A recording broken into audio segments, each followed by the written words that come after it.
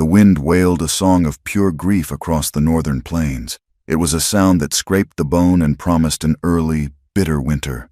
Inside the canvas cover of the swaying wagon, Evelyn Hart pulled her wool shawl tighter, the fine weave a flimsy defense against the vast, cold emptiness of the land. She had left Philadelphia with a trunk full of books, a heart full of scripture, and a naive belief that courage was a decision one made in the warmth of a parlor. Out here, she was learning courage was the simple act of drawing another breath against a wind that wanted to steal it from your lungs. Her fingers found the small brass bell tucked into a pocket of her traveling dress. Its clapper was muffled with a twist of cloth. It was a school bell, a promise of the life she intended to build in the raw new town of Red Bluff. A schoolhouse, no matter how humble, was a fortress against ignorance. It was a place where the children of this wild land could learn to read, to reason, to build a future that was not governed solely by the blast of a shotgun or the turn of a card. That was her purpose, the reason she had endured weeks of jolting travel in the endless, lonely sky. The lead driver, a man named Miller with a tobacco-stained beard, had assured them they were only a day from Red Bluff. They were following the shallow, ice-rimmed Powder River, a silver thread in a brown and gray tapestry. The promise of a solid roof and a hot meal was a powerful tonic, and a quiet optimism had settled over the small train of 3 wagons. The optimism shattered with the first gunshot. It was not a single, clean crack, but a ragged volley that tore through the canvas and the cold air. Wood splintered. A man screamed, a sound cut brutally short. Evelyn was thrown from the hard bench as the wagon lurched violently and then tipped, the world turning into a nightmare of tumbling crates, shattering jars of preserves, and the terrified shrieks of the other woman in the wagon. The air filled with the acrid smell of gunpowder and the savage yells of their attackers. Through a tear in the canvas, she saw them, horsemen, their faces smeared with crude streaks of paint, a few feathers tied haphazardly in their hair. They swarmed the wagons, their movements filled with a frenzied, wasteful violence. They were not taking supplies so much as destroying them, hacking open sacks of flour, smashing lanterns, and firing their rifles into the air with wild abandon. Evelyn scrambled for cover behind her overturned trunk, her heart a frantic drum against her ribs. The small bell slipped from her pocket and rolled under the edge of the canvas, coming to rest in the frozen mud. This was it. This was the terror she had been warned about in hushed, thrilling tones back east. Savages. But something was wrong. Through the panic, a part of her mind, the part that had spent years observing, teaching, and tending to the sick, registered details that did not fit the stories. Their yells were guttural, but the words underneath were English, coarse and profane. The rifle fire was continuous, a staggering waste of ammunition. And one of the attackers, dismounted and kicking apart a crate of tools, wore heavy, square-toed boots, army-issue boots, like the ones the soldiers wore at the last fort they had passed. The chaos subsided as quickly as it had begun. The riders galloped away, their whoops fading into the ceaseless moan of the wind. A terrible silence descended, broken only by the crackle of a burning wagon and the low, agonized groan of a wounded man. Cold, a far more patient killer than any bullet, began to seep into Evelyn's bones. She crawled from the wreckage, her dress torn, her hands numb. The scene was one of utter devastation. Bodies lay still and broken on the frozen ground. Miller, the driver, was slumped over the front of his wagon, his life staining the weathered wood a dark, terrible red. She was alone. The realization hit her with the force of a physical blow. The other passengers were gone, either dead or fled into a wilderness that would surely kill them. Panic gave way to a chilling, clear-headed despair. She would die here. She would freeze before the sun set, another forgotten victim of this brutal country. Evelyn stumbled towards a small copse of pine trees that offered a sliver of shelter from the wind. Her movements clumsy, her thoughts beginning to blur at the edges. She collapsed at the base of a gnarled pine, pulling her shawl around her. the thin wool offering no comfort at all. The world began to grow dim, the lament of the wind turning into a gentle, deadly lullaby. Chaska had been tracking a lone elk for 2 days, moving with a patience learned from a lifetime of reading the land. He was a man made of the very elements that were now threatening to kill the woman he did not yet know existed. The wind was his brother, the snow his confidant. The distant, scattered pops of gunfire had reached him first, a discordant sound that had no place in the natural rhythm of things. It was too much, too fast, not a hunt, a slaughter. He moved toward the sound, silent as a shadow, his moccasins making no sound on the pine-needle floor of the forest. He crested a low ridge and saw the smoke, a greasy black plume against the pearl-gray sky. His hand rested on the stock of his Winchester, his eyes scanning, missing nothing. He saw the ruined wagons, the bodies, the unnatural stillness. He crept closer, his gaze sweeping the scene, deciphering the story left in the snow and mud. His nose wrinkled in disgust. The tracks were a mess, the shod hoofprints of American horses, not the unshod ponies of his people. He knelt, his gloved fingers tracing the distinct tread of army boots pressed deep into the earth. Near one of the bodies, glinting in the weak afternoon light, lay a handful of spent cartridges. He picked one up, a .44 caliber shell, from a pistol or a repeating rifle, the kind favored by cowboys and soldiers. Any Lakota war party would have been armed with a mix of old trade muskets, bows, and a few stolen Springfields. They would have taken the horses, the food, the weapons. They would not have left such a wasteful, chaotic mess. This was a lie, a performance, staged for an unseen audience. He knew, with a cold certainty that settled deep in his gut, who the intended audience was. The good, God-fearing people of Red Bluff. He knew the story that would be told: a savage Lakota attack, a massacre of innocents. It was the oldest, dirtiest lie the white man told, and it always ended the same way, with more land stolen, more treaties broken, more of his people pushed toward starvation. His eyes caught a flicker of movement near the pines, a patch of dark blue wool, almost lost against the deep shadows. He approached with the caution of a wolf, his rifle ready. He found her curled at the base of a tree, her face pale as the snow, her breathing shallow. A white woman. He could see the fine quality of her clothes, the softness of her skin, untouched by the sun and wind that had carved his own features. Trouble. She was nothing but trouble. His first instinct was to leave her. Getting involved was a fool's errand. They would blame him for this anyway. Finding him with a survivor, a white woman, would only seal his fate. But his mother had not raised a man who left women to die in the snow. He knelt beside her, gently shaking her shoulder.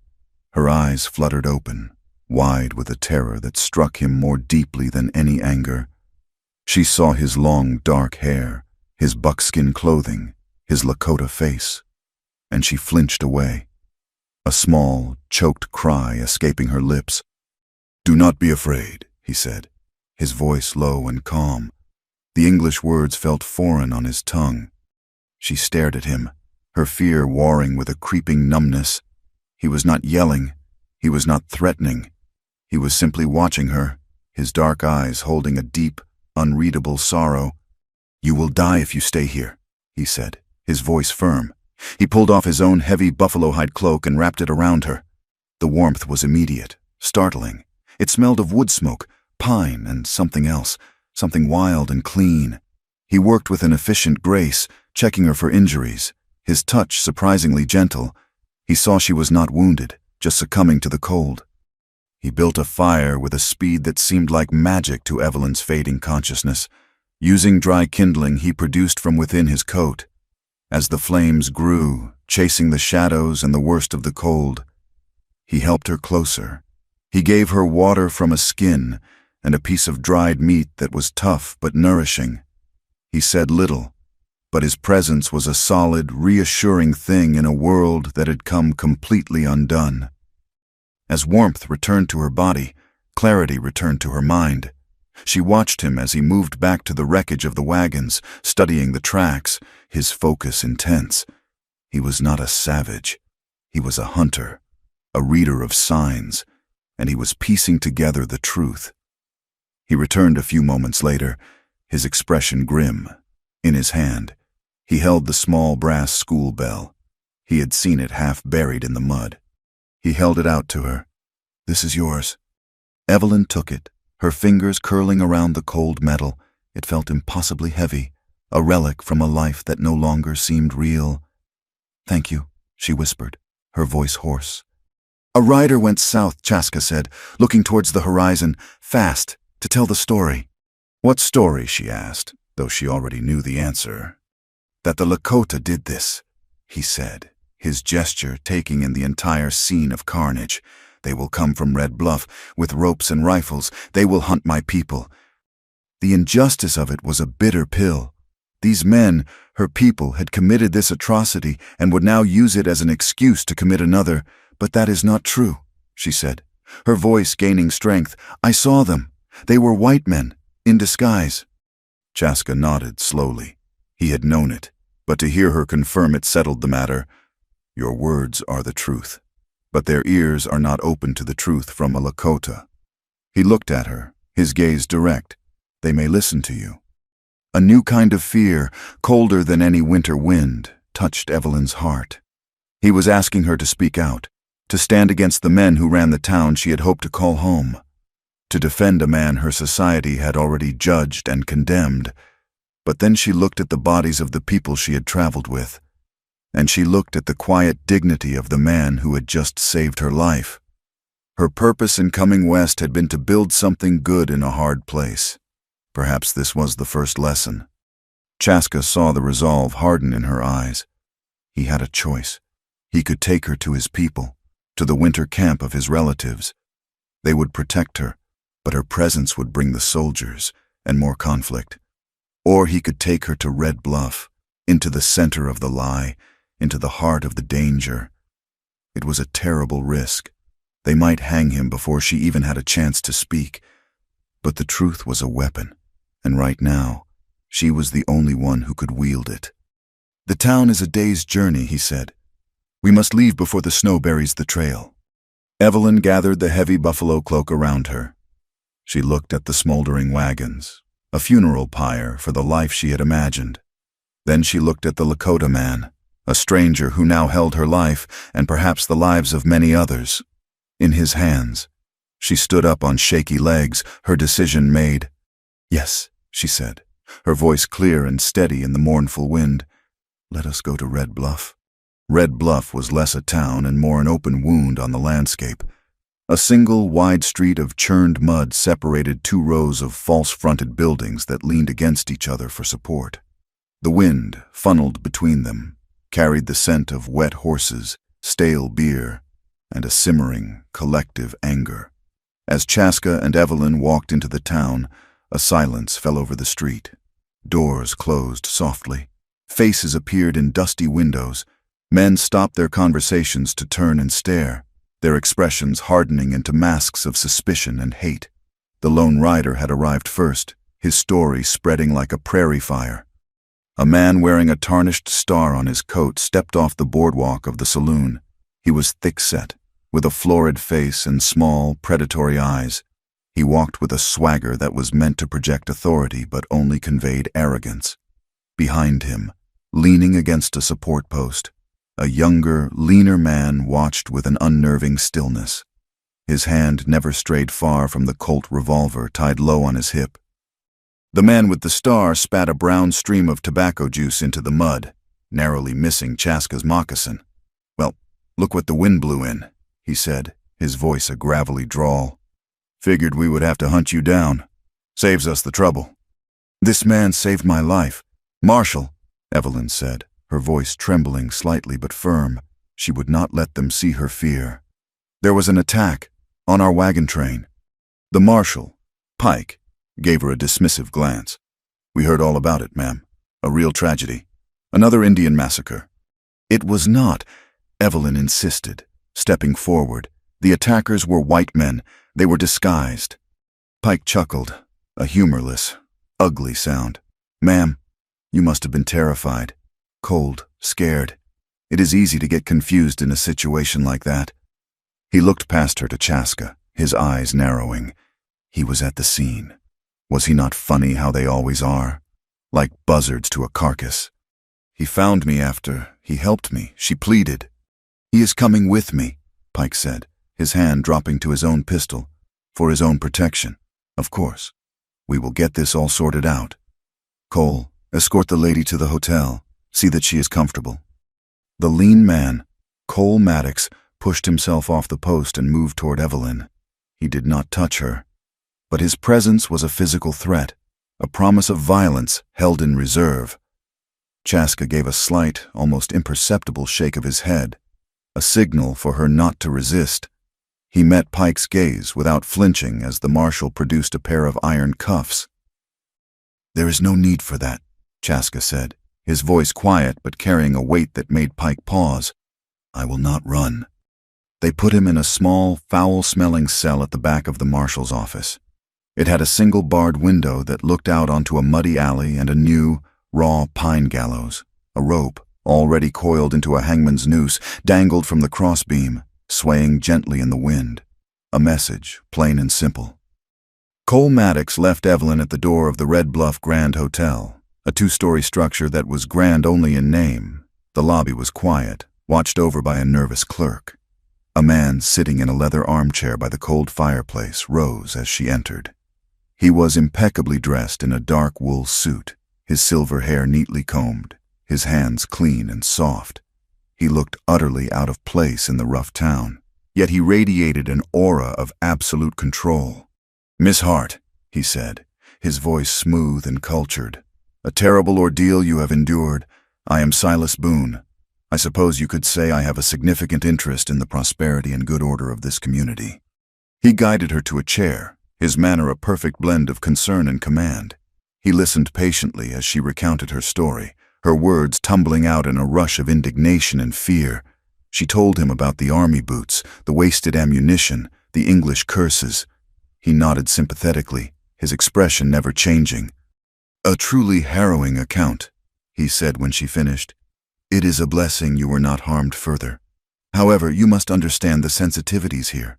The railroad is coming through. Progress. It brings opportunity. But it also creates friction. People are on edge. A story like yours, well, it could be seen as inflammatory, divisive. It is the truth," Evelyn stated plainly. "Truth," Boone mused, steepling his fingers.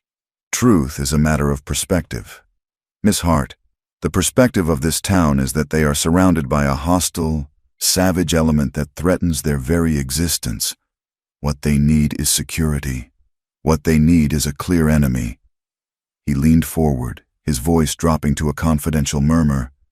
"I understand you came here to build a school, a noble ambition, an endeavor that requires lumber, books, a salary for the teacher. It requires funding. I am in a position to provide such funding. I could have a schoolhouse built for you before the first serious snow." The offer hung in the air between them, ugly and tempting. All he was asking for was her silence. All he wanted was for her to let the lie stand, to let an innocent man hang, and in return, she would get the one thing she had traveled 2,000 miles to create. "My school will not be built on a foundation of lies and blood," she said, her voice shaking with a cold fury. "Mr. Boone, I will tell the truth." Silas Boone's polite smile never wavered, but his eyes went cold as ice. "A pity," he said softly. "It seems you have not yet learned how things work in the West. Miss Hart, I do hope you learn quickly. It can be a very unforgiving place for slow students." The hearing was held the next morning in the saloon. The air was thick with the smell of stale whiskey and unwashed bodies. Marshal Pike sat behind a poker table, a gavel in his hand, a mockery of justice. Silas Boone stood near the bar, observing, a silent king in his court. The room was packed with grim-faced men, their hands resting on the pistols at their belts. Evelyn felt 100 pairs of eyes on her as she was called to speak. She told her story again, trying to keep her voice even, focusing on the facts, The boots, the cartridges, the voices. Pike listened, a sneer playing on his lips. "So you are saying," he began when she was done, his voice dripping with condescension, "that you, a lady from back east, fresh off the wagon, can tell the difference between a military boot and a regular one from a distance, in the middle of a terrifying attack?" "I was a volunteer nurse during the war," she countered. "I saw more army boots than I can count." "And you heard English?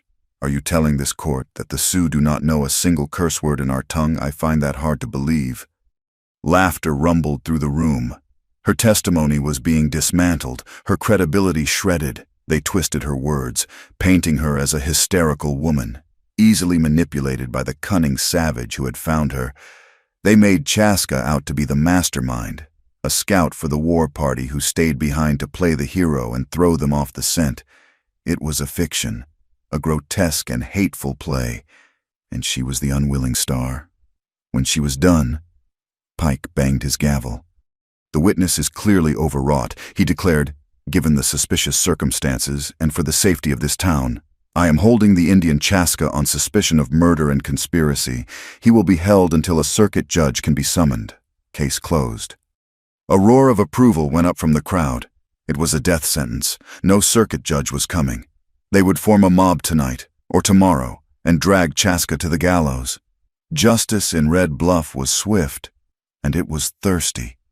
As Evelyn was pushed aside, her heart heavy with failure, she saw a new sign, freshly painted, nailed to a post outside the marshal's office, in bold black letters. It read, "Railroad right-of-way. Survey in progress." It was planted directly in a patch of ground dotted with low, weathered stones and burial mounds, a place she now understood was a sacred cemetery. That afternoon, as despair settled over her, there was a quiet knock at her hotel room door. It was an old man in the black, worn cassock of a priest.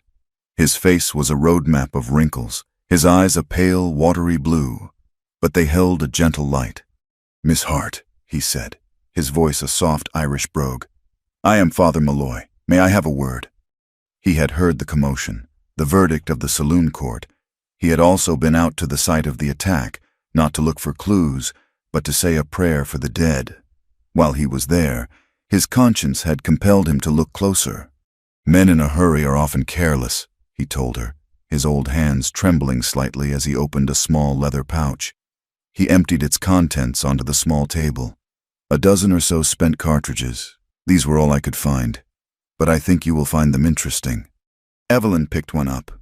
It was heavy, brassy. "That is a 45-70 government," Father Malloy said softly. "Fired from a military-issue Springfield rifle. Not a weapon the Lakota are likely to have in any great number. And this one," he pointed to another, smaller shell, "is a 44-40 Winchester, from a repeating rifle. The very weapons Pike, Maddox, and Boone's ranch hands all carry." Hope, fierce and fragile, flared in Evelyn's chest. It was proof, tangible, undeniable proof. The mob formed just after dusk, fueled by whiskey and self-righteous fury. A crowd of men surged toward the marshal's office, torches held high, casting flickering demonic shadows against the town's buildings. "Bring him out," they roared. "Let us have justice." Marshal Pike stood on the steps, holding up his hands for quiet, a grim smile on his face. "Now, boys, we have to do this proper, but I cannot say I disagree with the sentiment." They were dragging Chaska out of his cell, his hands bound. He did not struggle. His face was a mask of calm defiance, his eyes fixed on some distant point beyond the hate-filled faces of the crowd. They threw a rope over the gallows beam.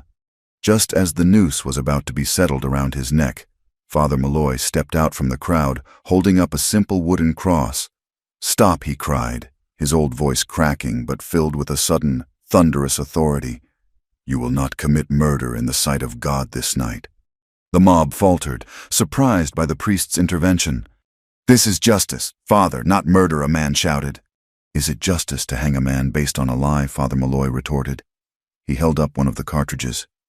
"This bullet was found at the massacre, a government-issue bullet, not from a Lakota bow."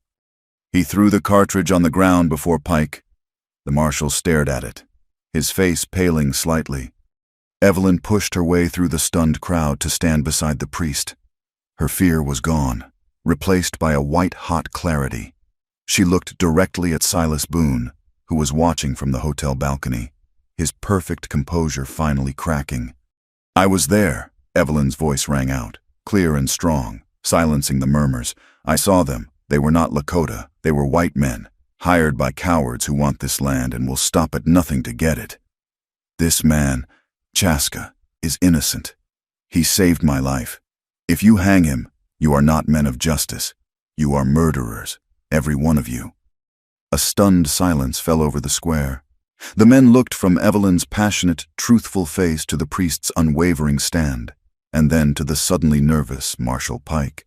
The fervor of the mob began to curdle into uncertainty and shame. Pike, seeing the mood turn against him, cursed under his breath. He had no choice. To proceed would be to expose himself. "Cut him down!" he snarled at one of his deputies. The rope was removed from Chaska's neck. He was shoved forward, free but not safe. The crowd began to disperse, melting back into the shadows, unwilling to meet Evelyn's gaze. Chaska walked over to her, his dark eyes holding a new light of respect. And something more. He was free, for now.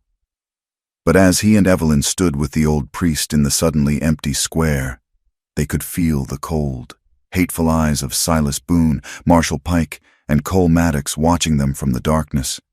They had won the moment, but they had just declared themselves the primary targets in a war for the soul of Red Bluff. The dawn that followed their victory was gray and silent, the air holding the cold, brittle tension of a drawn bowstring. Red Bluff was quiet, but it was the quiet of a predator gathering itself to spring. Father Malloy met them in the weak light outside the hotel, his face etched with worry. He pressed a small, cloth-wrapped bundle into Evelyn's hands. It contained a loaf of dense bread, a piece of hard cheese, and a handful of dried apples. "You cannot stay here," the old priest said, his voice barely a whisper. "Boone's pride has been wounded. He will not let it stand. He owns the law in this town, and when the law fails him, he has men like Maddox who operate outside of it." Chaska nodded, his eyes scanning the street, the rooftops, the dark alleyways. He had not slept. He had watched the town from the shadows, feeling its ugly mood shift and curdle. "We will go," he said. "There is a place in the hills, an old hunter's cabin. We can wait there until their anger cools." "It will not cool," Father Malloy said grimly. "It will only fester. Be careful, my children." He placed a hand on each of their shoulders, a brief, trembling blessing. The truth has a hard road in this land, but it is the only one worth walking. They slipped out of town as the first rays of sun touched the distant peaks, moving north, away from the river, into the broken country of pine-clad hills and deep ravines. Chaska led them on a path that was no path at all, a route known only to him and the deer, designed to leave as little trace as possible. He walked with an easy, ground-covering stride, while Evelyn struggled to keep up, the heavy buffalo cloak cumbersome, her city-bred muscles aching in protest. Yet she did not complain. She watched him, learning. She saw how he tested the wind, how his eyes were always moving, reading the story of a bent twig, a disturbed patch of frost, a distant flock of birds taking flight. He was as much a part of this wilderness as the stones and the trees. By midday, the sky had lost its color, becoming a flat, oppressive sheet of white. The wind picked up, biting at their exposed skin, and the air grew thick with a strange, heavy silence. The birds were gone. The world seemed to be holding its breath. "A storm is coming," Chaska said, stopping to look at the sky. A bad one. Evelyn could feel it now, a change in the pressure of the air, a deep and menacing hum that resonated in her bones. "How can you be so sure?" "The sky gives warnings. If you know how to listen," he replied simply. "We must find shelter. Now." He quickened his pace, his movements becoming more urgent. He led her into a narrow canyon, the rock walls offering some protection from the rising wind. Snow began to fall, not in gentle flakes, but in a hard, horizontal spray that stung her face and blinded her. The world dissolved into a swirling vortex of white. Panic, cold and sharp, tried to claw its way up her throat. She could no longer see more than a few feet in front of her. She was utterly dependent on the man whose dark shape moved steadily ahead. She trusted him. The realization was as simple and profound as the storm itself. Just as her strength was beginning to fail, he stopped before a dark shape huddled against the canyon wall. It was a small cabin, barely more than a shack, built of rough-hewn logs and chinked with mud. Its roof was collapsing on one side, but it was 4 walls and a chance at survival. Chaska pushed open the heavy, creaking door and ushered her inside. The interior was dark and smelled of damp earth and old smoke. It contained nothing but a crude stone fireplace, a broken stool, and a pile of rotting furs in one corner. But it was a refuge from the screaming wind. While Chaska worked to barricade the door against the storm with fallen timbers, Evelyn knelt at the hearth. She cleared away the old ashes with numb fingers, her mind focused on this one small, essential task. Chaska brought in an armload of pine branches he had gathered from under a sheltering rock overhang. With his flint and steel and a bit of dry moss from his tinder pouch, he coaxed a tiny spark into a flame.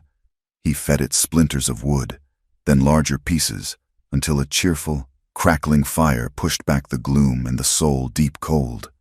The warmth on Evelyn's face was the most wonderful sensation she had ever known. They sat in silence for a long time, watching the flames, listening to the blizzard rage outside. The storm cut them off from the world, enclosing them in a small, fragile bubble of warmth and light. The town of Red Bluff, Silas Boone, the lie they were fighting, all of it seemed to belong to another lifetime. Here, there was only the fire, the storm, and the two of them. Evelyn unpacked the meager provisions from Father Malloy. She broke the bread in half and gave the larger piece to Chaska. He accepted it with a quiet nod. They ate slowly, savoring each mouthful. It was a communion, a sharing of sustenance that went deeper than mere words. As the evening wore on, the confines of the small cabin seemed to press them closer. Evelyn found herself studying Chaska in the flickering firelight. His face, which had at first seemed a stoic, unreadable mask, now showed a geography of experience. She saw the fine lines around his eyes, earned from years of squinting into the sun. She saw the firm set of his jaw, a testament to a resilience she was only beginning to understand. She felt a question rising in her, a desire to know the man, not just the savior. "Where did you learn to speak English so well?" she asked, her voice soft in the quiet space. He looked up from the knife he was sharpening. "My mother learned it at the mission school, before she understood it was a place for taking things, not giving them. She taught me. She said it was a weapon, like a knife or a bow. She said one day I might need it to protect our people." He fell silent, his eyes distant, lost in a memory. She believed words could be a bridge. I think she was wrong. They are only another kind of wall. Evelyn thought of her books, her dream of a school. Were they just another wall? Sometimes they can be, she admitted. But they can also be a window, a way to see into another person's world. She hesitated, then reached into her pocket and pulled out the small brass bell. She had tied a piece of leather cord to it. She hung it from a wooden peg on the wall near the fireplace, where the firelight caught the polished metal. It did not ring, but its presence was a quiet statement. "This is my world." Chaska watched her. He did not speak, but after a moment, he reached into his own leather pack and drew out a small, flat object. It was a hand drum, its surface painted with the image of a bison running across a sunlit plain. He set it carefully on the packed earth floor, leaning it against his pack. He did not play it, but it sat there, a counterpart to her bell. My world. The two objects, one representing the ordered call to learning, the other the heartbeat of an ancient culture, shared the small, warm space by the fire. A profound question began to form in Evelyn's mind. She had left her home, her entire world, to come to this place. She had arrived with a clear sense of purpose, a firm idea of who she was and what she was meant to do. Now, all of it was in question. She was a fugitive, hiding from the very civilization she had come to serve, protected by a man that civilization wanted to destroy. Where, in all this, did she truly belong? Was she the Eastern teacher, or was she becoming something else, someone forged by the fire and the storm? Chaska, too, was lost in his own thoughts. This woman was a complication he could not afford. His duty was to his family, to his people who were camped in the Winter Valley a few days' journey from here. They were depending on him for meat, for scouting, for news of the white man's movements. By protecting her, he was drawing Boone's attention, not just to himself, but to anyone associated with him. Yet, when he looked at her, at the quiet strength in her eyes, at the determined set of her chin as she hung that ridiculous little bell, he could not bring himself to regret his choice. She had stood for him. She had spoken the truth when it would have been so much easier, so much safer, to remain silent.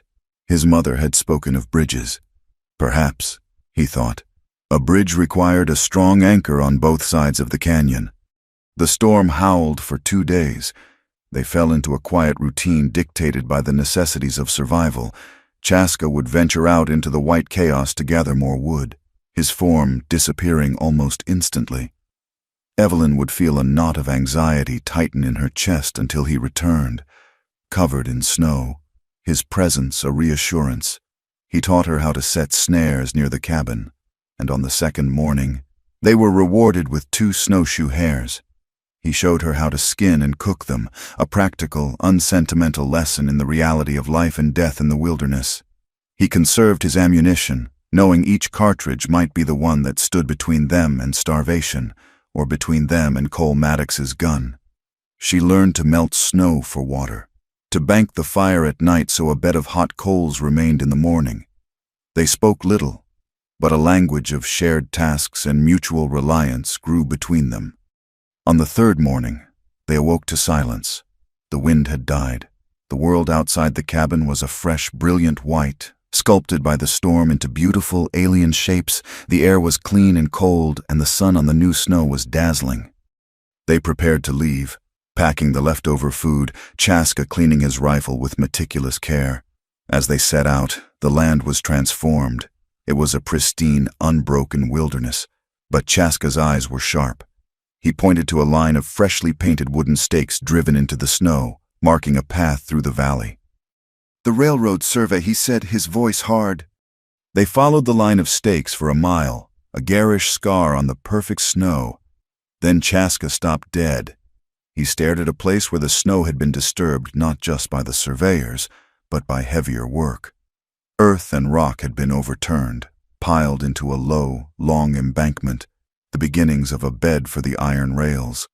Lying half buried in the piles of displaced dirt were several large, flat stones. They were not random rocks.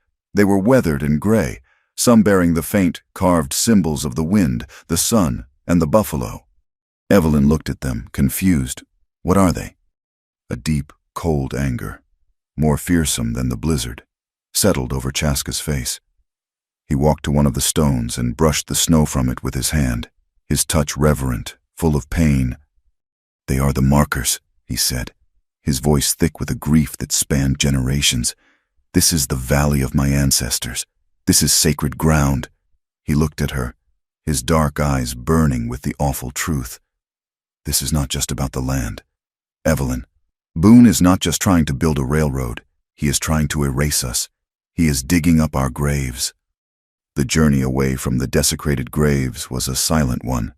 Chaska moved with a grim purpose, the grief of his people a cold, hard weight in his chest. He had made a choice. To run from Boone's evil was to let it triumph. To fight it with violence would bring soldiers and death to his family. There was only one path left, as narrow and dangerous as a cliff edge in a blizzard. He had to take Evelyn to the one place he had sworn to protect from the outside world. He explained it to her in a low voice as they walked, the sun glinting off the endless snow. He said that hiding in the hills was no longer enough. The stakes Boone had driven into the ground were a declaration of war, and a war fought with lies had to be met with truth. His people, he said, must hear her story from her own lips. They had to understand the nature of the enemy they faced.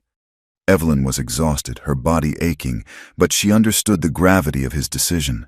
He was trusting her not just with his life, but with the location of his family, his community.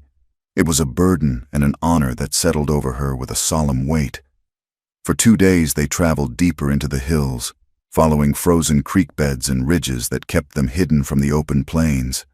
The world grew wilder, more beautiful. She saw the tracks of mountain lions, the soaring flight of a golden eagle. This was his home, and she felt like an intruder, a ghost from another world. Late on the second afternoon, they came to a place where the canyon walls narrowed. Chaska stopped and pointed to a thick stand of ancient, snow-laden pine trees that seemed to grow right out of the rock face. He led her through them, and the world opened up. It was a hidden valley, a perfect bowl protected on all sides by high, impassable cliffs. Smoke curled from the tops of a dozen buffalo-hide teepees nestled in a grove of cottonwoods near a steaming, spring-fed creek. The air smelled of wood smoke and roasting meat. Horses grazed peacefully in a makeshift corral. It was a place of peace, a sanctuary that felt 1,000 miles and 100 years away from the raw wound of Red Bluff. As they descended into the camp, a hush fell. Women who were scraping hides stopped their work, their bone tools held motionless. Old men smoking their pipes by the fires turned to watch them. Children, who had been playing a noisy game with a ball, fell silent and ran to hide behind their mothers. A deep, collective suspicion met them like a physical wall. This was a place for the people. She was not one of them. Chaska did not falter. He led her past the watching eyes toward the largest teepee, which stood slightly apart from the others. An older woman was working outside, stretching a deer hide on a wooden frame. Her hair was graying, her face a beautiful map of wrinkles, and her eyes were as sharp and intelligent as a hawk's. She looked from Chaska to Evelyn, and her expression was a mixture of love for her nephew and profound mistrust for the woman he had brought with him. Chaska spoke to her in the flowing, musical tones of the Lakota language. He called her Ampo, his aunt. She replied in short, sharp questions, her gaze never leaving Evelyn. From a flap in the teepee, an old man emerged. He was stooped with age, but his presence was immense. He carried himself with a quiet dignity that needed no badge or gavel to announce his authority. This was Redleaf, the elder. Again, Chaska spoke, his voice respectful, explaining the attack on the wagons, the events in Red Bluff, and the desecration of the burial ground during the long telling. Evelyn stood silently, her hands clasped before her, feeling the full weight of their stares. She was the cause of this disturbance, the foreign object in this perfectly balanced world. A group of younger men had gathered, their faces hard, their arms crossed over their chests. One of them, his hair cut short in a sign of mourning for a past battle, stepped forward and spoke, his words a sharp, angry torrent directed at Chaska. He gestured toward Evelyn. Chaska listened patiently before replying, his own voice low and steady, refusing to be drawn into anger. The young warrior was not satisfied. He spat on the ground and turned away, followed by several others. Later, as Ampo grudgingly gave Evelyn a bowl of hot bison stew, Chaska explained, the young warrior was named Maddo. His father had been killed at the greasy grass, and his heart was full of hate for all white people. He said Evelyn was a trick, a lure to bring the soldiers to their winter camp. He wanted Chaska to return her to Red Bluff, to leave her to her fate and protect their own. Evelyn's heart sank. She understood Maddo's fear and his hatred. What had her people ever done to earn his trust? Chaska told her what he had replied. He had told Maddo and the elders that fear was a prison. He said this white woman had a strong heart. She had stood for him when her own people wanted his blood. She was a witness. Her words, her truth, were their only hope of fighting Boone without a war they could not win. Redleaf had listened to all of it, his ancient eyes seeming to look straight into Evelyn's soul. He had made his decision. She could remain, for now. The days that followed were a quiet and profound education. Evelyn set aside the woman she had been and tried to become a useful guest. She watched Ampo prepare pemmican, the life-sustaining food of the plains, with a heavy stone. The older woman pounded strips of dried bison meat into a fine powder, then mixed it with hot, rendered fat and dried choke cherries. She offered the stone to Evelyn. At first, her movements were clumsy, her arms weak, but she persisted, pounding the meat until her shoulders burned, determined to contribute, not just consume. Ampo watched her efforts without comment, but one afternoon she left a beautifully beaded awl and a piece of sinew by Evelyn's sleeping robes, a silent acknowledgement of her effort. In the evenings, she would sit near the fire in Red Leaf's teepee and listen. He would tell stories to the children, his voice a mesmerizing rhythm. He spoke of the Bison Nation, who willingly gave themselves to the Lakota so they could live, and of the sacred fields where the spirits of the ancestors dwelled. His stories were not simple fables. They were lessons in respect, balance, and the interconnectedness of all living things. Evelyn realized that her trunk full of books in the ruined wagon contained one kind of knowledge, but here, in this teepee, was a library of wisdom thousands of years old. Her medical skills, however, were what finally began to build a true bridge. A young child, a boy of about 5, fell ill. He was burning with a fever that would not break, and a rattling cough shook his small body. The medicine man had chanted his prayers and administered his herbal remedies, but the boy only grew weaker. The child's mother sat by his side, her face a mask of anguish, a low, constant moan coming from her lips. Evelyn recognized the sound of the cough. It was the lung fever she had seen take so many soldiers in the damp, crowded hospitals during the war. She approached Chaska. She said she might be able to help. She explained that sometimes steam could loosen the sickness in the chest. It was a huge risk. If the child died after she interfered, she would be blamed. Maddo and his followers would have all the reason they needed to cast her out. But she could not stand by and do nothing. Chaska took her to Ampo and the boy's mother. He explained what Evelyn wanted to do. The mother, desperate, looked from Evelyn's earnest face to her son's labored breathing and nodded her consent. Working with Ampo, Evelyn boiled water over the fire, filling the teepee with a thick, warm steam. She gently held the boy, his head over the rising vapor, speaking to him in a soft, soothing voice. She had Ampo soak cloths in cool water from the creek and placed them on the child's forehead and neck, working tirelessly to bring the fever down. She did not sleep, staying by his side all night, coaxing him to sip a little willow bark tea that Ampo had brewed. Toward dawn, a change occurred. The boy's breathing became less ragged. The fire in his skin began to cool. He coughed, a deep, productive sound this time, and then fell into a true healing sleep. The next morning, when he was able to sit up and drink a little broth, his mother came to Evelyn. She did not speak English, but she took Evelyn's hands in her own and pressed her forehead to them, tears of gratitude streaming down her face. Ampo brought her a bowl of the best broth and watched her eat, a look of undeniable respect in her sharp eyes. From that day on, the camp's suspicion began to melt away, replaced by a cautious acceptance. She was no longer just the white woman. She was the woman who had healed the child. A few days later, 2 scouts rode hard into camp, their horses steaming in the cold air. They went directly to Red Leaf's teepee. A council of elders and warriors was called. Chaska was among them. The meeting lasted for hours. When he finally came to find Evelyn, his face was grim. The news was what they had feared. Silas Boone was not waiting for the ground to thaw. A large survey crew, more than 20 men, was already on its way into the Valley of the Ancestors, and they were not coming alone. Boone had hired a dozen men from the Pinkerton Detective Agency to ride guard, professional gunmen with no conscience and a loyalty only to the man who paid them.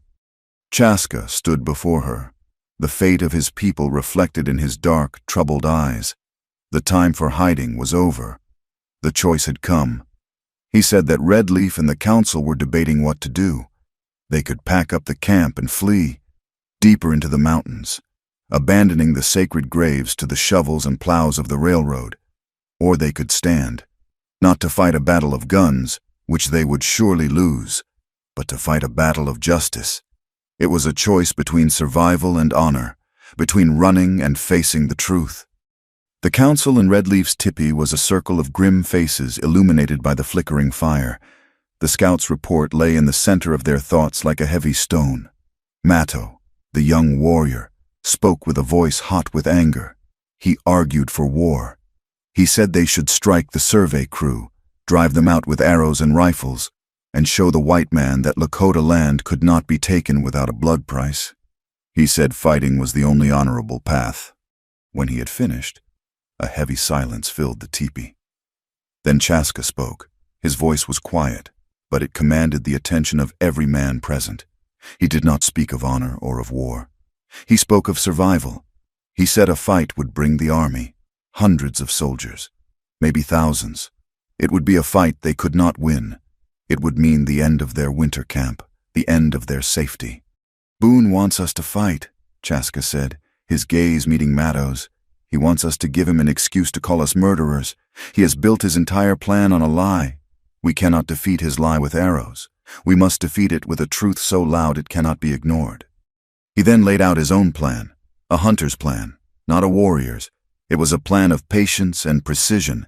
He spoke of the Pinkerton men, guards hired for money, not for a cause. Their loyalty was thin. He proposed that he and Evelyn would leave the camp, track the survey crew, and find a way to isolate and capture one of these hired guns. They would not kill him. They would make him talk. Evelyn, who had been asked to wait just outside the teepee flap, was brought in. Redleaf looked at her, his ancient eyes weighing her spirit. Chaska explained her part. She would be the scribe. Her knowledge of the white man's words and writing would be their weapon. She would record the man's confession, a written testimony. He argued, was a powerful thing in the white man's world.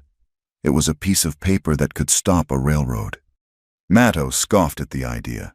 He called it a coward's plan, trusting a woman and a piece of paper over the strength of a warrior's arm.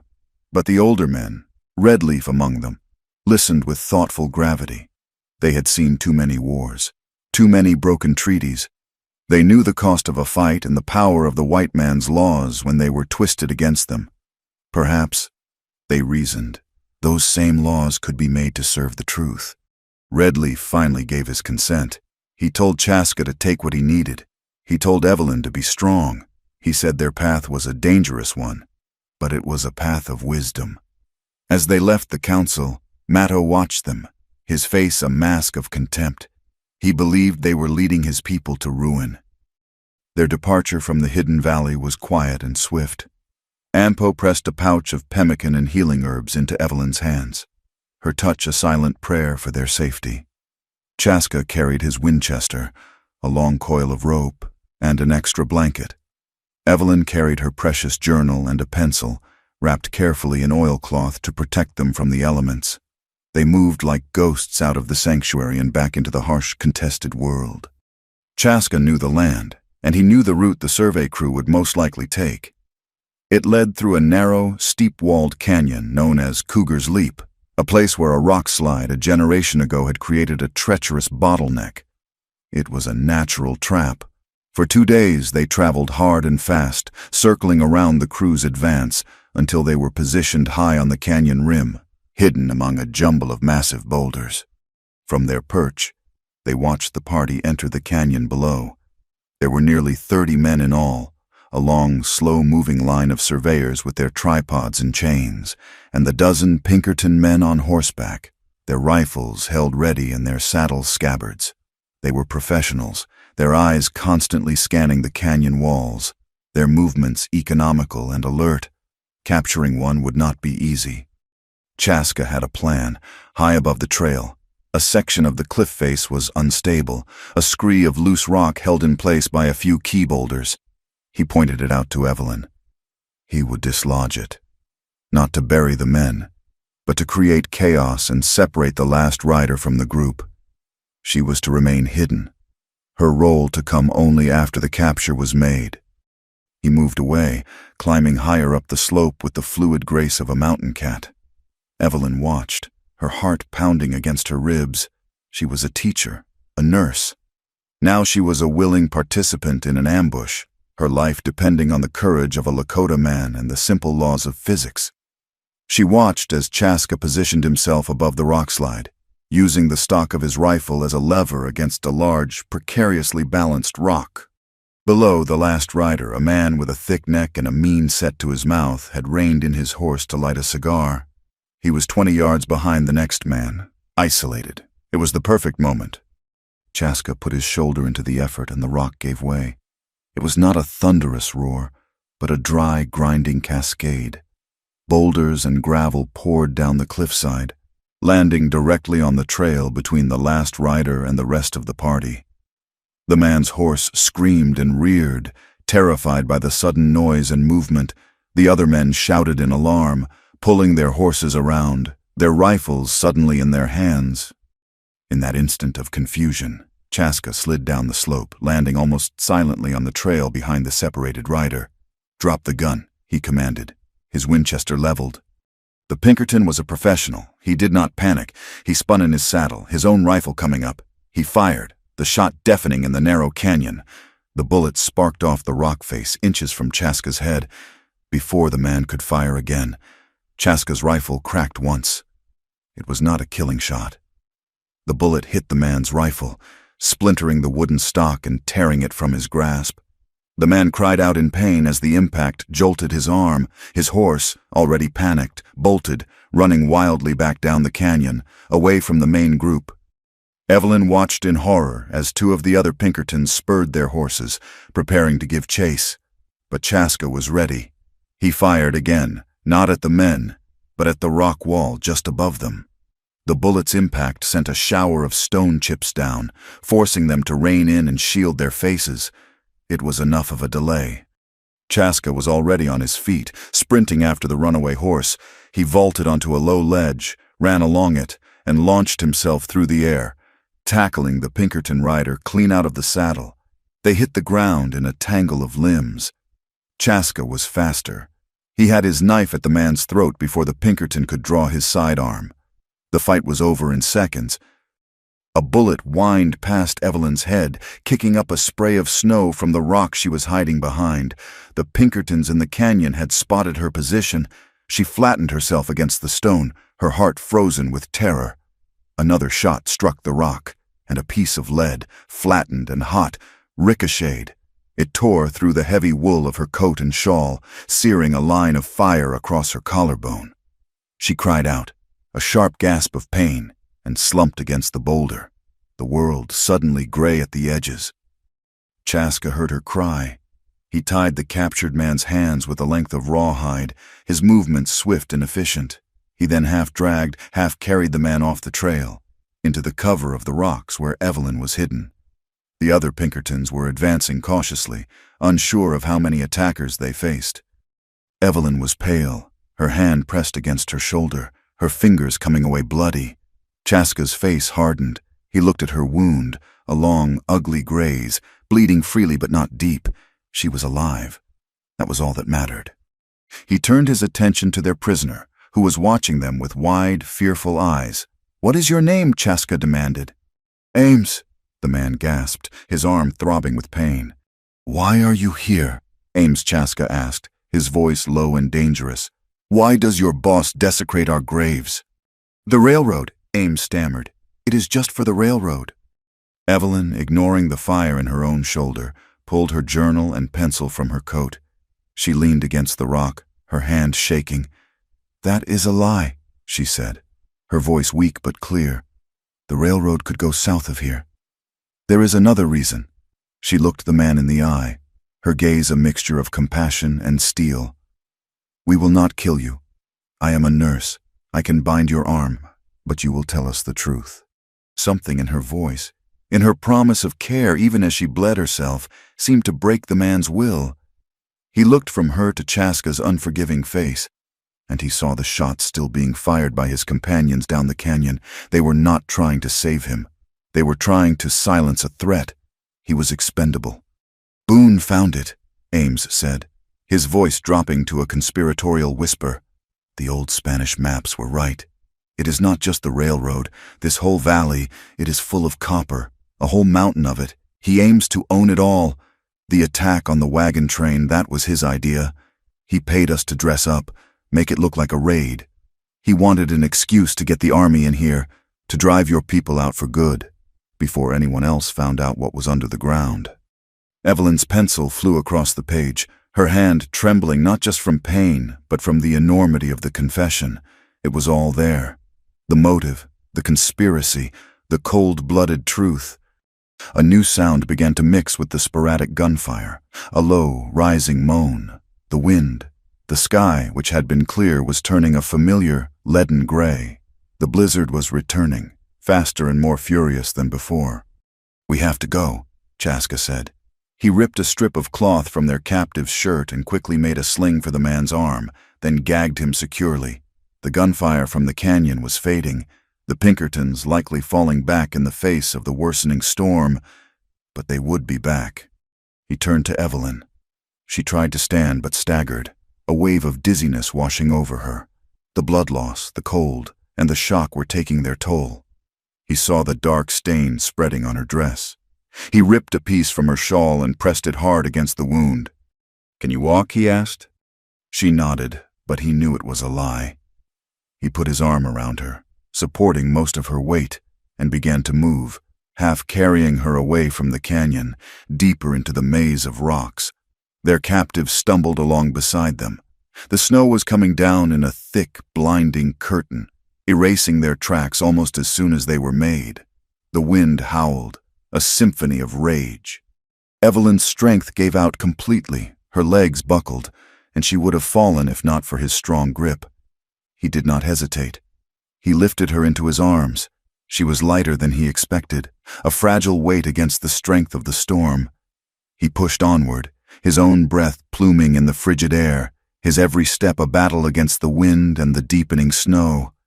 He had to find shelter. He had to protect the woman who carried their only weapon, the truth, written in a shaking hand in a small, precious book. Just as the last of the light was failing, he saw it. A dark opening in the rock face, a shallow cave carved by the wind and time. It was not much, but it was a haven. He carried Evelyn inside, out of the screaming blizzard, and gently laid her down upon the cold stone floor. Her life, and their shared hope for justice, resting entirely in his hands. The cave was a shallow scoop in the rock, a stone mouth that offered meager protection from the blizzard's teeth. The wind did not just howl, it shrieked, a physical force that clawed at the entrance, trying to rip away the small pocket of stillness Chaska had found. He deposited their prisoner, Ames, in the deepest part of the recess, checking the knots on his wrists and adding another strip of rawhide to secure his ankles. He left the gag in place. The man was a tool, not a companion, and his silence was a blessing. Evelyn was a pale, huddled shape near the entrance, shivering uncontrollably. The makeshift bandage on her shoulder was a dark, frozen patch of cloth. Her face, illuminated by the swirling whiteness from outside, was drawn with pain and exhaustion. Life was slipping out of her with every tremor. Fire was life. Chaska worked with a desperate, focused energy. He used his knife to shave slivers from a piece of dry pine he carried for this exact purpose, sheltering the nascent flame with his own body. He blew on the spark, coaxing it, praying to the spirits of the air and the flame. When the fire finally caught, a tiny, defiant orange blossom in the gloom, he felt a measure of his own spirit return. He fed it greedily, building it into a robust blaze that pushed back the monstrous cold and painted the cave walls with dancing, golden light. He brought Evelyn closer to the warmth, propping her up against his pack. He gave her a piece of pemmican, but she could not eat. The firelight showed him the truth. The wound was worse than he had thought. The bleeding had slowed, but the cloth was frozen to her skin. It had to be cleaned. Now. Infection was a silent killer, as patient and deadly as the storm. He knelt before her, the firelight casting his face in sharp planes of shadow and light. "Evelyn," he said, his voice low and steady, trying to cut through the fog of her pain. "I must look at the wound. I have to clean it." She nodded weakly, her eyes clouded. She understood what he meant. The bullet had torn through her collarbone area. To reach it, her dress, her chemise, all the layers that were a lady's armor against the world, would have to be removed. In her world, a doctor might do such a thing. In a sterile room, with a curtain for privacy. Here, in a cave, with a Lakota man she had known for less than a week. It was an act of unthinkable intimacy.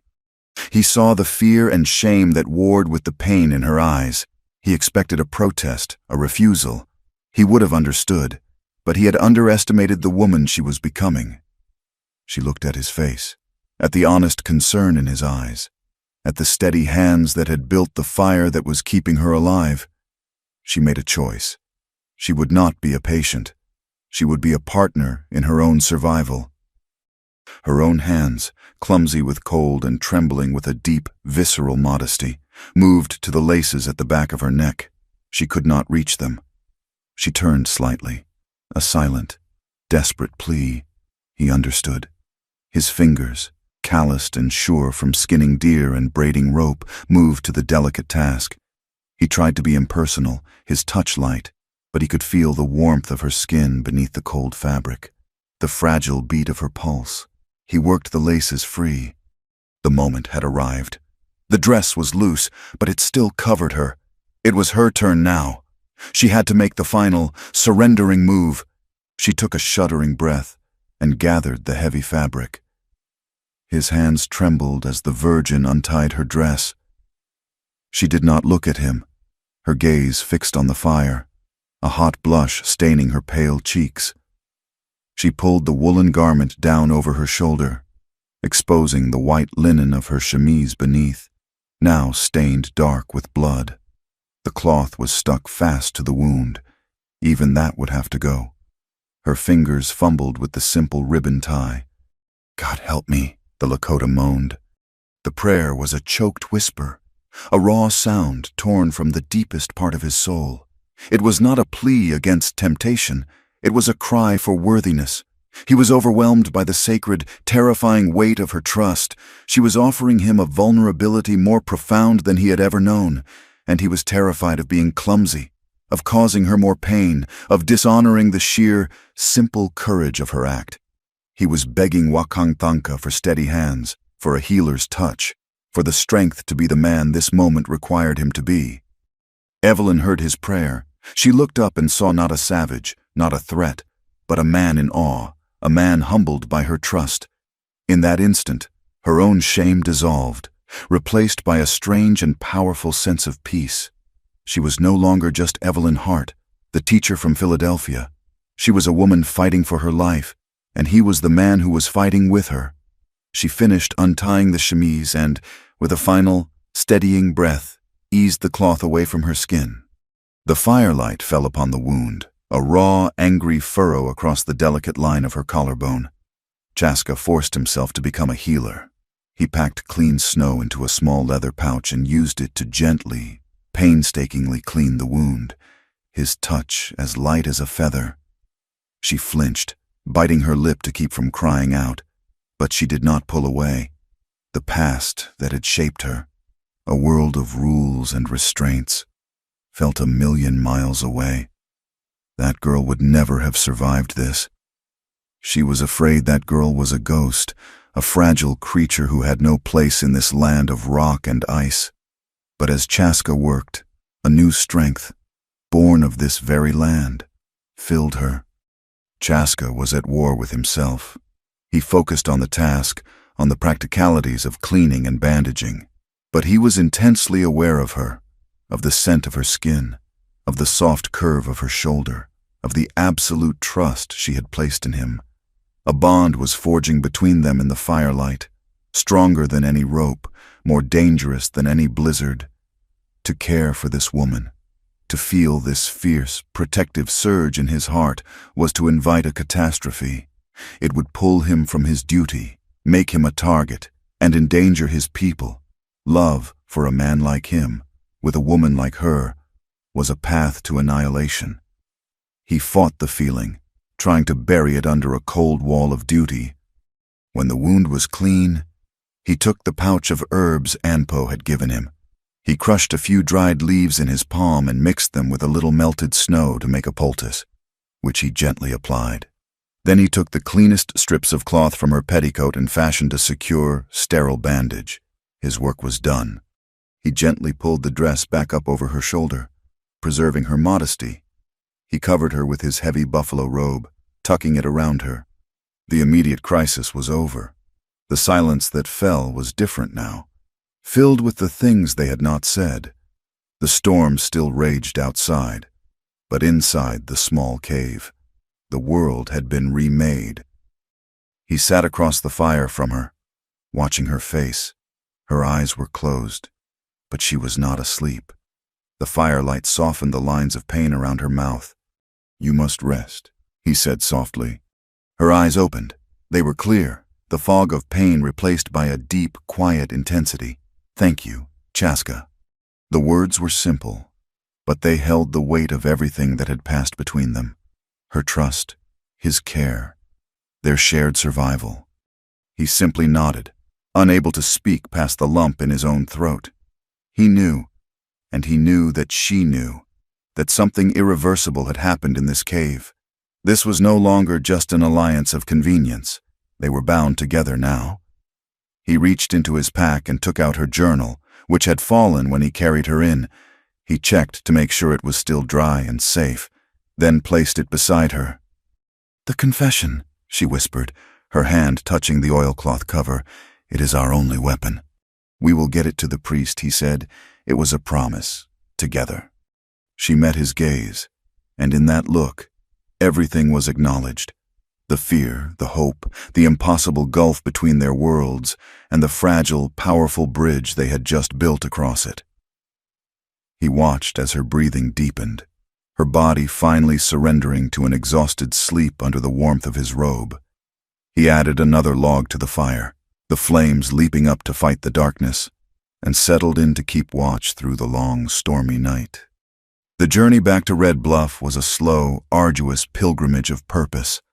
The blizzard had passed, leaving the world scoured and silent, a blank page on which they meant to write the truth. They did not take their prisoner. Ames with them. Chaska had left him, securely bound and with enough food and water for 2 days, in a hidden shelter known only to him. The man's written confession, signed with a shaking hand and witnessed by both Chaska and Evelyn, was a far more potent and portable weapon than the man himself. They met Father Malloy at a prearranged rendezvous in the foothills, a lonely shepherd's cross he had erected years before. The old priest's face was a study in fear and hope when he saw them emerge from the snow-laden pines. He listened to their story, his eyes widening at the mention of the copper, his hand trembling as he held the pages of Evelyn's journal containing the confession. At Chaska's request, the priest had sent a message to the winter camp, and so it was that on the 3rd morning, as they looked out over the valley that held Red Bluff, they were joined by another figure, Elder Redleaf, his face a testament to 100 winters, his presence a silent embodiment of the land itself, had come to stand with them. He brought no warriors, only the immense weight of his moral authority. Their entrance into town was not quiet this time. They walked 4 abreast down the center of the muddy street. Chaska, tall and watchful, his Winchester held loosely in his hands. Evelyn, her arm in a sling, her face pale but resolute, her journal clutched in her good hand. Father Malloy, his black cassock a stark symbol of faith against the town's raw greed, and Redleaf, whose calm, dignified pace was in itself a rebuke to the frantic, violent energy of the place. The town stopped. Hammers fell silent. The whine of the sawmill ceased. Men poured out of the saloon and the general store, their faces a mixture of shock, anger, and fear. Marshal Pike, with Cole Maddox a step behind him, met them in the open square, a space still dominated by the empty gallows. "This is a provocation," Pike snarled, his hand resting on the butt of his pistol. "I ordered you out of this town, and you bring him." He jerked his chin toward Redleaf. You are inciting a riot." "We have come to speak the truth, Marshal," Father Malloy said, his voice ringing with a strength that belied his age, something this town is in desperate need of hearing. A crowd was gathering, their murmurs growing into a low, angry growl. They pressed in from all sides, a menacing human wall. Evelyn could feel their hatred, a palpable force that sought to suffocate her. These were the same men who had been ready to hang Chaska without a trial. Silas Boone appeared on the veranda of his hotel, observing the scene with a look of detached amusement, like a man watching a dogfight he had arranged. He had been busy. He had spread promises of work, of prosperity from the railroad, of safety from the Indian threat. He had bought their loyalty with the currency of their own hopes and fears. "We know about the attack on the wagon train," a man from the crowd shouted. "We know what they did." "You know a lie?" Evelyn's voice cut through the noise, clearer and stronger than she had thought possible. "And we have brought the proof." Pike laughed. "Proof? The word of a savage and a hysterical woman." He took a step forward, intending to seize Chaska. "You are all under arrest for disturbing the peace." But before he could move, Evelyn did something that no one, least of all Chaska, could have anticipated. She walked to the center of the square, to the base of the gallows itself. From a deep pocket in her coat, she produced the small brass school bell. Holding it high, she began to ring it. The sound was clean and sharp, a pure, piercing note that cut through the angry shouts and the ceaseless moan of the wind. It was the sound of order, of reason, of a classroom being called to session. The shouting faltered. The men in the crowd looked at each other, confused. The sound was so out of place, so unexpected, that it momentarily broke their violent trance. "This is my schoolhouse," Evelyn declared, her voice ringing in the sudden quiet. "And you are all my pupils. The lesson for today is truth." She held up the small pouch Father Malloy had given her and emptied the spent cartridges into her palm. "These were found at the site of the massacre. This one is a 45-70 government round. The other is a 44-40 Winchester. These are not Lakota weapons. These are your weapons." A murmur of disbelief went through the crowd. Chaska, meanwhile, unrolled the surveyor's map he had taken from the canyon. He held it up for all to see, the bold lines showing the railroad's intended path, a path that cut directly through the sacred burial ground. Redleaf stepped forward and pointed a long, steady finger at the place on the map where his ancestors lay. He said nothing, but his gesture was more powerful than any speech. "You have been told this is about progress," Evelyn continued, her voice gaining power with every word. "But this map shows it is about desecration. But that is still not the whole truth. It is not just about the land, it is about what lies beneath it." She held up her journal, the pages fluttering in the wind. "This is the sworn confession of one of the men hired to attack our wagon train, a Pinkerton agent named Ames. He confesses that he and his men were paid by Silas Boone to disguise themselves as Lakota warriors." A gasp went through the crowd. All eyes turned to the hotel veranda, where Boone's placid smile had finally vanished, replaced by a mask of cold fury. "He confesses that the purpose of the attack was to create an excuse to drive the Lakota from this valley." Evelyn's voice rose, a clarion call of accusation, "because this valley contains a secret, a mountain of copper. He lied to you, he used you, and he was willing to kill innocent people, all to satisfy his own bottomless greed." The crowd was stunned into silence. They looked from the evidence in her hand to the rage on Boone's face, and the foundations of their certainty began to crumble. Some faces hardened further in denial, but others, many others, showed the first glimmerings of doubt, of a terrible, dawning shame. In that moment of fragile, hopeful connection, a few of the town's children, drawn by the commotion, slipped through the legs of their parents. They stared, wide-eyed, not at Evelyn, but at Redleaf. He was like a figure from a legend. One small girl, braver than the rest, hesitantly reached out and touched the fringe on his deerskin sleeve. Redleaf looked down at her, and the stern lines of his face softened into a gentle, grandfatherly smile. He did not pull away. For a single, breathtaking instant, a picture of a different future flickered in the center of Red Bluff. a future of healing and understanding. Silas Boone saw that image. He saw his power slipping away, his careful construction of lies collapsing under the weight of a single woman's courage. He looked past the crowd, his eyes finding Cole Maddox, who was standing near the alley beside the marshal's office. He gave a slight, almost imperceptible nod, an order given and received. Maddox melted into the shadows. Boone needed chaos. He needed to destroy the one piece of evidence he could not talk his way out of. The prisoner. Chaska had been clever, but not clever enough. Boone knew the Pinkerton agent was being held somewhere close, and he knew Pike had a store of dynamite for the railroad crews in the warehouse directly behind his office. Just as Evelyn finished speaking, just as the seeds of truth were taking root in the hearts of the townspeople, the world exploded. A deafening roar tore the air apart. The warehouse behind the marshal's office erupted in a colossal ball of fire and splinters. The force of the blast threw people to the ground. Glass shattered up and down the street. The ground shook as if the world itself were coming to an end. A wave of suffocating heat washed over the square. Screams replaced the stunned silence. Panic, raw and absolute, seized the crowd. The fragile moment of reason was obliterated. In its place was a primal, desperate scramble for survival. The warehouse was an inferno, and the fire, fed by a sudden gust of wind, leaped with terrifying speed to the roof of the marshal's office next door. Then it jumped the alley, and the dry, wooden facade of the general store began to smoke. Red Bluff was burning. The court of public opinion was adjourned, consumed by an apocalypse of Boone's own making, in the swirling chaos of smoke and rising panic. Evelyn saw Chaska pull his rifle, his eyes not on the fire, but on the rooftops.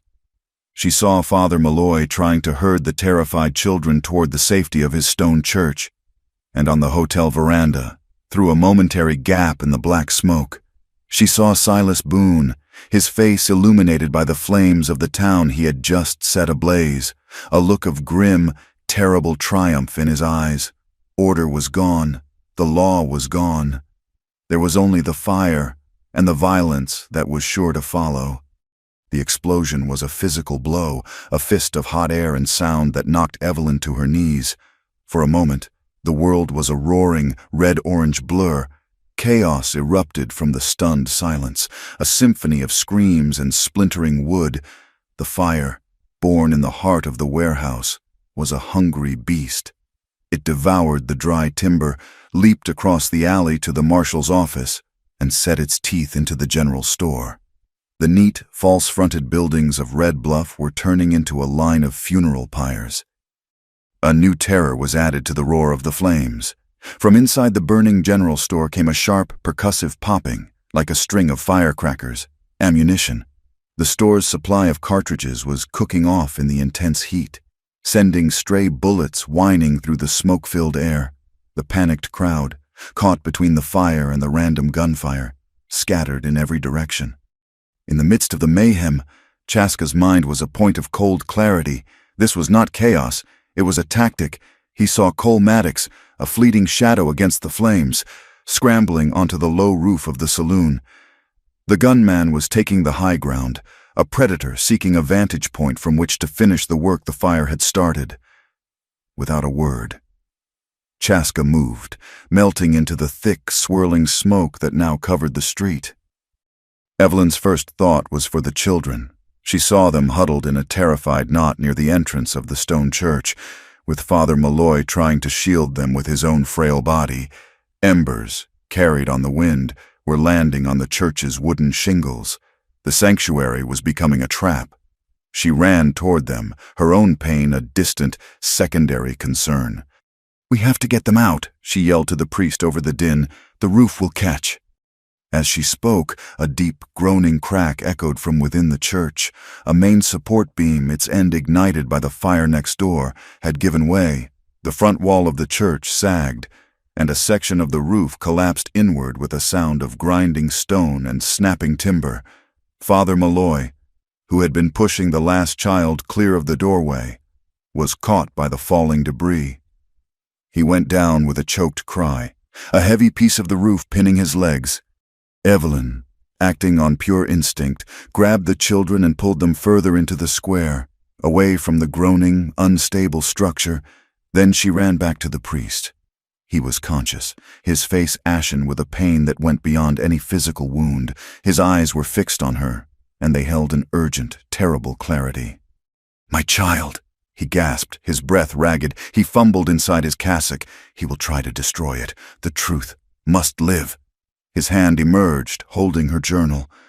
He pressed the small, precious book into her hands. His grip was surprisingly strong, a final, desperate transfer of responsibility. Then his eyes fluttered, and a great shudder ran through his body. He lay still. Tears streamed down Evelyn's face, freezing in the cold air. But there was no time for grief. She clutched the journal to her chest. It was no longer just a book. It was Father Malloy's life. It was the last will and testament of the truth. High above the street, the duel had begun.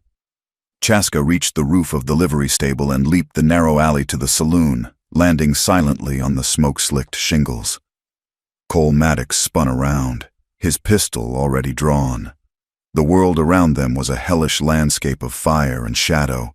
They were two figures balanced on the edge of the inferno. Maddox fired first, the bullet screaming past Chaska's ear. Chaska dropped to one knee, the movement fluid and natural, and his Winchester answered. The slug tore a chunk of wood from the false front near Maddox's head, showering him with splinters. There was no room for careful aiming, no time for precision. It was a fight of instinct and speed. They exchanged shots, the blasts momentarily illuminating their grim faces, the smoke from their guns mingling with the smoke from the town. Maddox, realizing he could not win at a distance against the Lakota's rifle, charged.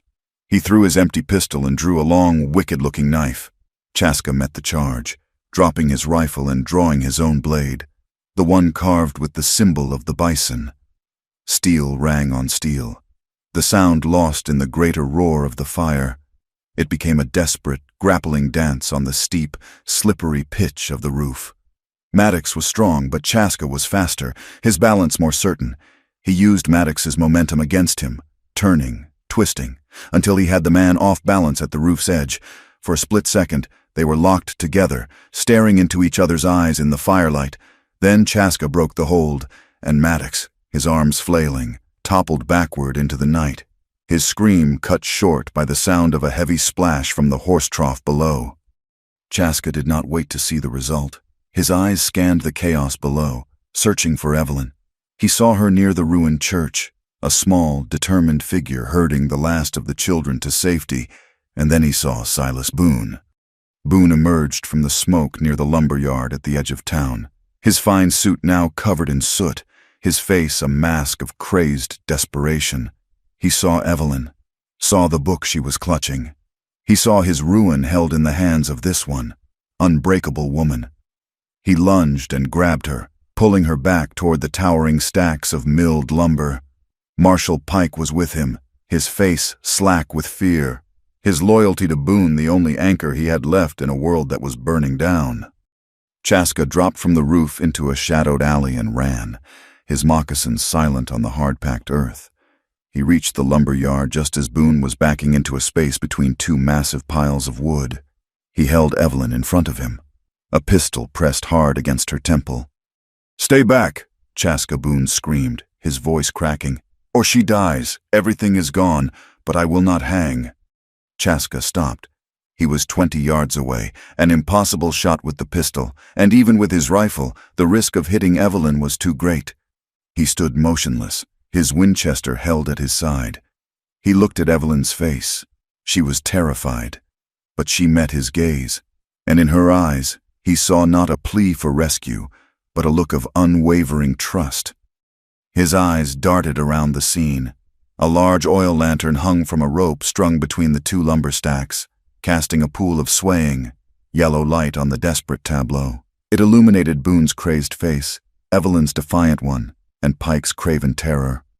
Chaska let his rifle fall to the ground. He raised his empty hands, a gesture of surrender. Boone laughed, a ragged, triumphant sound. "I knew you did not have the stomach for it," he sneered. Then Chaska's hand moved. a blur of motion too fast to follow. It was not for a gun. He drew the bison knife from his belt. He did not throw it at Boone. In one smooth, powerful motion, he flung the knife upward. It spun through the air, a flash of fire-lit steel. The blade struck the thick rope holding the lantern, biting deep. For a heartbeat, the lantern held, and then the severed rope parted. The heavy lantern fell. It did not hit Boone, but it shattered on the ground at his feet, spraying burning oil in a wide circle. The flames erupted, a whoosh of fire that instantly ignited the sawdust-covered ground in the base of the lumber pile. Boone screamed in shock and terror, instinctively stumbling backward to escape the sudden wall of flame. His backward step was his last. He tripped over a loose board, his grip on Evelyn broken. He fell, not into the new fire, but onto the main pile of lumber, which was already a roaring, self-sustaining furnace. His scream was no longer human as the fire consumed him. Pike stared in horror for a single second. He looked at Chaska, at the burning pyre of his employer, and his nerve broke completely. He turned and fled, a coward vanishing into the smoke and the night. Chaska ran forward and pulled Evelyn away from the heat, holding her close. The fire roared, a great, cleansing sound, and then a miracle. A cold wind swept through the yard, carrying not just smoke, but something else. Snow. First a few flakes, then a thick, driving squall. The blizzard that had been their enemy was now their salvation. It fell on the burning town, a soft, white blanket of mercy. The roar of the flames was joined by a great, rising hiss as snow met fire. They stood together in the heart of the storm, watching the fire die. Red Bluff, or what was left of it, was saved. But as the smoke cleared, Chaska could see, beyond the smoldering ruins, the distant hills where the surveyor's stake still stood, a stark and silent testament to the price of greed, a wound on the land that would not be so easily erased. The dawn broke on a landscape of purgation. The blizzard, having smothered the fire, had retreated, leaving behind a world hushed and heavy under a thick blanket of new snow.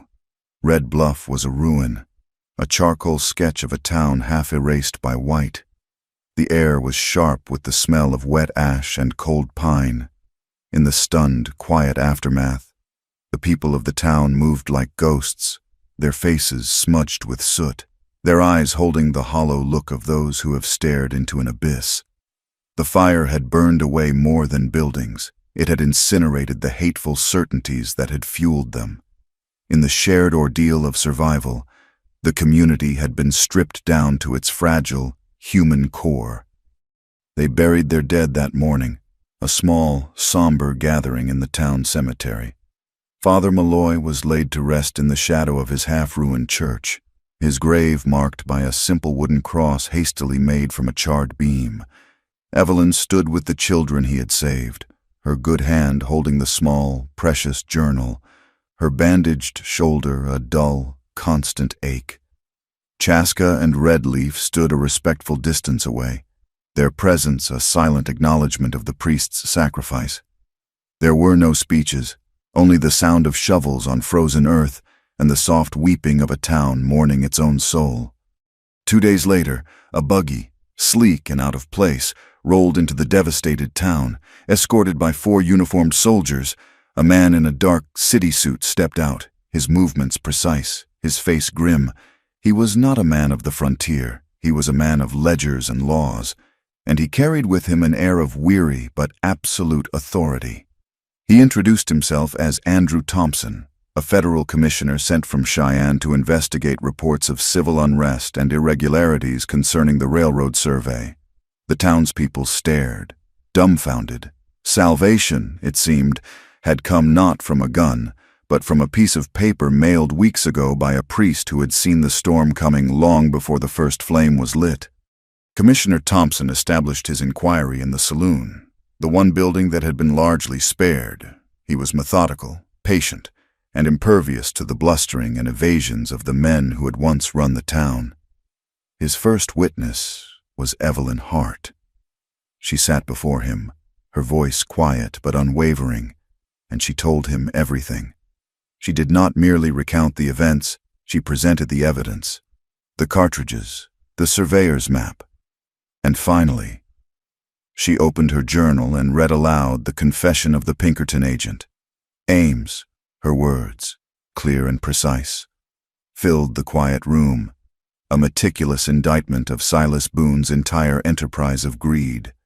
When she finished, Thompson sat in silence for a long moment, his gaze fixed on the journal. "This is a most extraordinary document, Miss Hart," he said finally.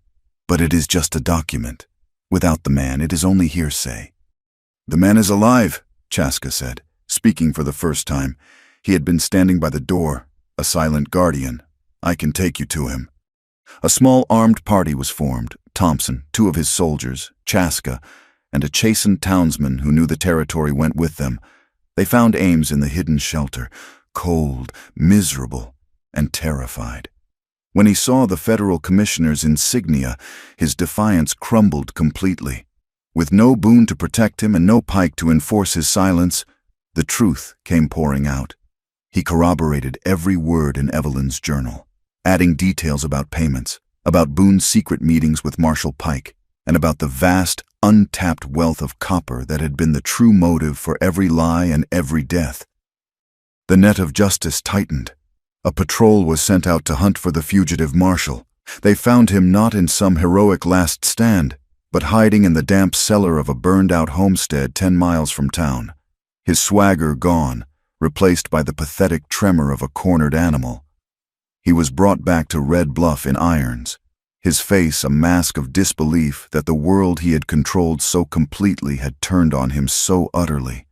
With Pike in custody and Ames's full confession on the record, Commissioner Thompson summoned the regional director of the railroad, a man who arrived looking harried and deeply concerned.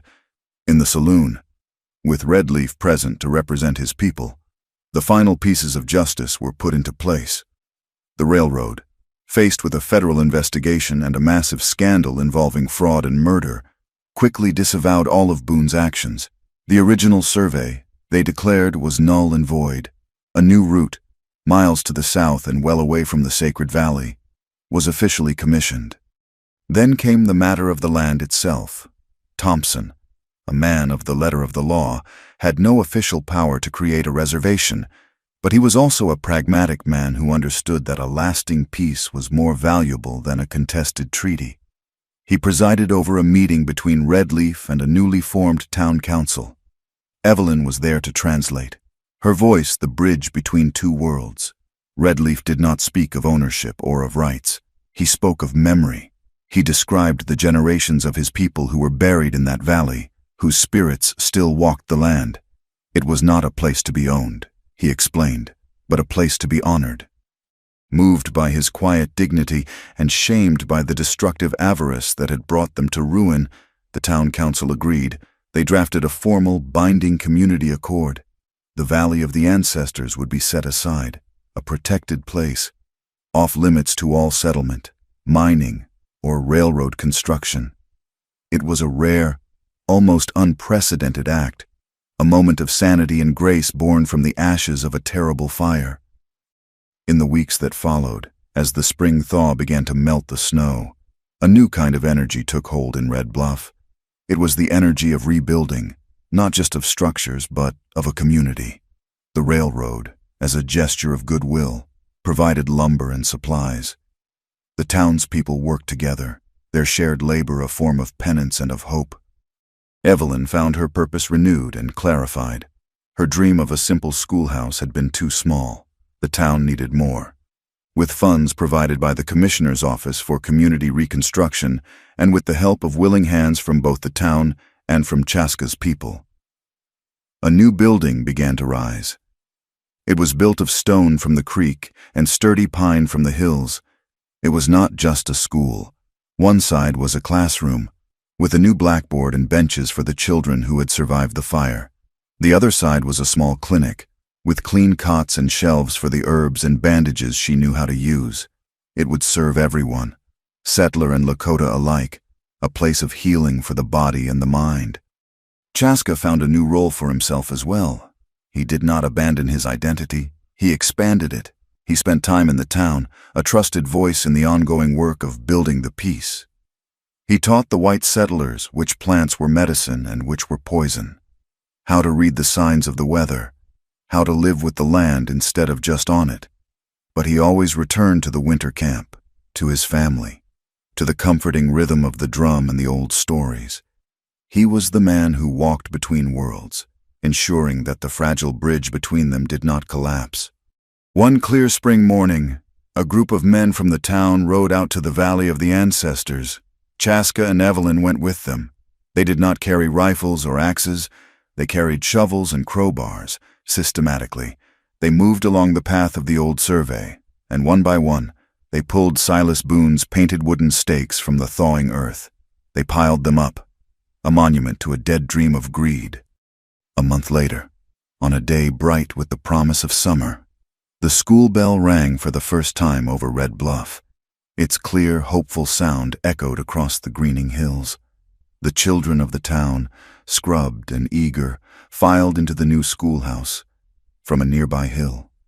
Chaska listened, a quiet smile touching his lips. Later that day, at a memorial held in the town square for all who had been lost, the sound of his hand drum joined the quiet murmur of the crowd, a heartbeat of remembrance for a peace that had been so dearly bought. The late summer sun warmed the stones of the rebuilt church, and the wind that swept down from the hills carried the sweet scent of curing hay and wild sage. It was a season of harvest, of gathering in, a time of quiet accounting for the fruits of a hard-fought peace. Inside the small church, the air was cool and smelled of new pine and beeswax. The benches were filled, not with one community, but with two. The people of Red Bluff, in their Sunday best, sat beside the Lakota families who had come down from the winter camp, their colorful blankets a vibrant thread in the town's somber fabric. At the front of the church, before the simple altar, stood Evelyn and Chaska. She wore a simple dress of blue calico, her hair braided with wildflowers. He wore his finest buckskins, decorated with the quill work of his mother's people. They were not just a man and a woman. They were a living symbol of the fragile, precious peace they had helped to build. They had already been joined in the Lakota way, 2 days before, in the hidden valley. Redleaf had performed the simple ceremony of the blanket. He had draped a single, beautifully painted bison robe over their shoulders, uniting them as one family in the eyes of the Creator and their ancestors. He had spoken not of ownership, but of partnership, of two strong trees whose roots would grow together, making them stronger than either could be alone. Ampo had wept quiet tears of joy, and Maddo, the young warrior whose heart had been so full of hate, had stood in the circle of witnesses and given a slow, respectful nod. His healing, and the healing of his people, had begun. Now, they stood in the white man's church. The new minister, a young, earnest man sent to replace the fallen Father Malloy, spoke of faith and of forgiveness. He spoke of two people from different worlds finding a common ground in courage and in love. To many, such a union would have been unthinkable a year ago. Now, it felt not just possible, but necessary. It was the final, hopeful brick in the new foundation of the town.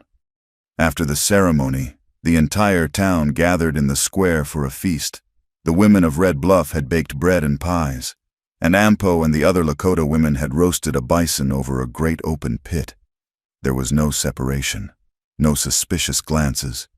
The children of both peoples played a wild, laughing game of tag among the tables, their shouts a language that needed no translation. Redleaf sat in a place of honor, sharing a pipe with the town's new mayor, their quiet conversation a testament to the profound changes that had taken root in the soil of Red Bluff. As the afternoon sun began to dip toward the horizon, casting long golden shadows across the plains, Evelyn and Chaska slipped away from the celebration. They walked hand in hand out of the town toward the low hills that cradled the valley. They did not speak. Theirs was a love that had been forged not in whispered endearments, but in the crucible of shared danger, in the silent language of trust, in the simple, profound act of caring for a wound in a firelit cave.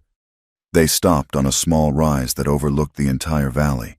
Below them, the lights of Red Bluff were beginning to glow, small, hopeful sparks in the vast twilight.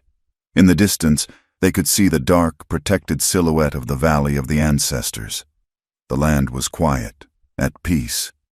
Evelyn thought of the woman she had been, the one who had arrived with a trunk of books and a head full of naive ideals. That woman was a stranger to her now. She had learned that courage was not an idea, but an action. She had discovered that justice was not something granted by a court, but something that had to be fought for, bled for, and sometimes died for. She had come west to start a new life, and she had, in a way she could never have imagined. She had found her purpose, not in a building, but in the building of a bridge, and she had found her home, not on a map, but in the heart of the man who stood beside her. Chaska looked at the land, his land. He had fought to protect it, not with the warrior's rage that had consumed so many of his generation, but with his mother's belief in the power of a different kind of strength.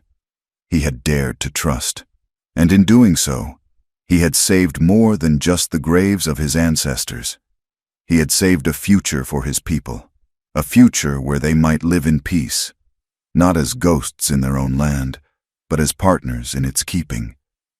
He looked at Evelyn, at the quiet strength in her face, and he knew that his own future, his own heart, was inextricably bound with hers. He had not lost his identity by loving her. He had discovered a deeper, truer part of it.